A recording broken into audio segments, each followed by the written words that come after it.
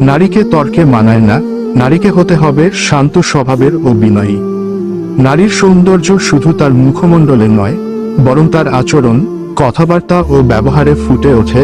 একজন নারী যত বেশি শান্ত, ধৈর্যশীল ও বিনয়ী হন, তত বেশি তিনি শ্রদ্ধার যোগ্য হয়ে ওঠেন।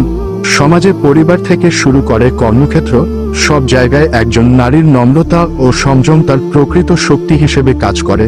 অথচ আজকাল অনেক নারী স্বাধীনতা আর আত্মপ্রকাশ এর নামে অহেতুক তর্কে জড়িয়ে পড়েন, যা সম্পর্ক ও মর্যাদা দুটোই নষ্ট করে ফেলে।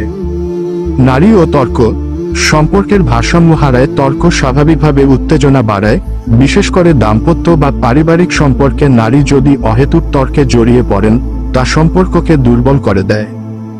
বাংলাদেশ মহিলা পরিষদের 2022 সালের একটি সমীক্ষায় দেখা যায়, 67% স্বামী বলেন তাদের স্ত্রীর অতিরিক্ত তর্ক ও আবেগপ্রবণতা পারিবারিক শান্তি নষ্ট করে। তর্কের সময় নারী সাধারণত আবেগের বশে কথা বলেন, আর পুরুষরা যুক্তি দিয়ে উত্তর দিতে চান। এই দুই মনস্তাত্ত্বিক পার্থক্যই সংঘাত সৃষ্টি করে।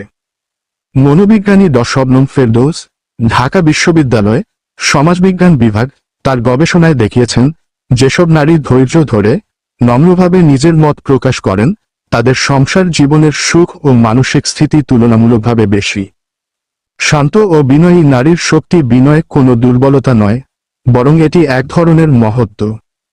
শান্ত স্বভাবের নারী শুধু পরিবারের নয়, সমাজেরও স্থিতির প্রতীক। বাংলাদেশ গার্হস্থ্য জীবন গবেষণা কেন্দ্র 2023 এর এক রিপোর্টে দেখা যায়, যেসব নারী সংযত ও বিনয়ী আচরণ করেন, তাদের পরিবারে মানসিক চাপ 45% কম থাকে, আর সন্তানরাও বেশি ভারসাম্যপূর্ণভাবে বড় হয়।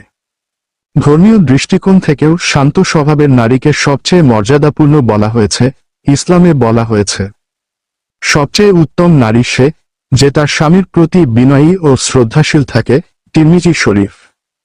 বিনয় নারীর সৌন্দর্যের মূলে। একজন নারী যত বেশি জেদি ও তর্কপ্রবণ হন, তত দ্রুত তার সামাজিক ও মানসিক সৌন্দর্য ক্ষয় হয়। অপরদিকে, বিনয়ী নারী চারপাশে এমন এক প্রশান্তি তৈরি করেন যা কথায় প্রকাশ করা যায় না।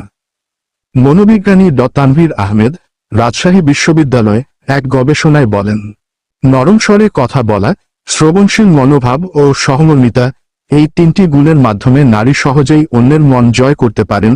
অর্থাৎ, বিনয় ও শান্ত স্বভাব নারীকে দুর্বল নয়, বরং পরিপূর্ণ ও প্রভাবশালী করে তোলে।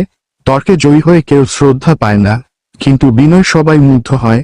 নারী যদি শান্ত স্বভাব ও বিনয় বজায় রাখেন, তবে